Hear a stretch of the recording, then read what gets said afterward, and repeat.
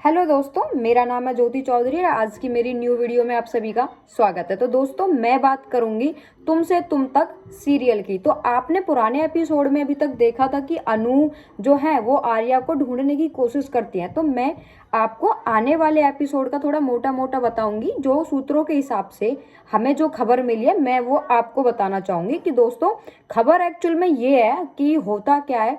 अनु आर्या को ढूंढने के लिए कश्मीर की वादियों में चली जाती है और अनु जो क्या करती हैं, अनु वहां जाके उनको आर्या को अच्छी तरीके से वहां पे ढूंढती हैं। और जिस तरीके से अनु आर्या को ढूंढ रही है, कहीं ना कहीं अनु का जो विश्वास है वो टूटता हुआ नजर आता है, क्योंकि उनको आर्या मिल ही नहीं रहे हैं। तो एक्चुअल में क्या होता है, जब बिल्कुल अनु अपनी हिम्मत हार जाती है तो एक्चुअल में होता क्या है कि जो अनु ने आपने नोटिस किया होगा, अनु ने अपने हाथ में एक ब्रेसलेट पहना था।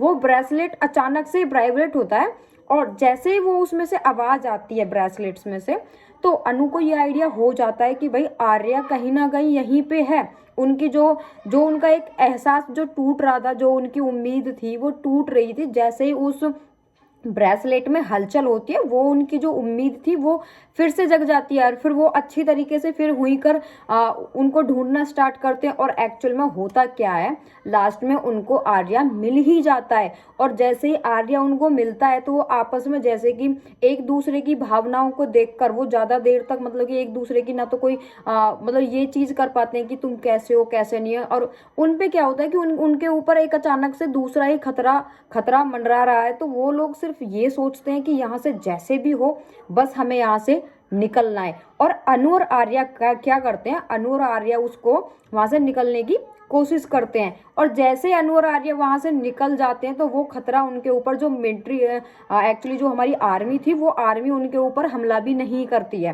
और जैसे ही आर्मी उनके ऊपर, अब देखने की चीज ये है कि वो आर्मी है उन पे हमला करती है या नहीं करती है, बट अनु और आर्या वहां से सेफली निकल जाते हैं। तो दोस्तों अगला एपिसोड आप देखना ना भूलें, एपिसोड काफी इंटरेस्टिंग हो सकता है। तो आप लोगों का सभी का धन्यवाद मेरी वीडियो देखने के लिए।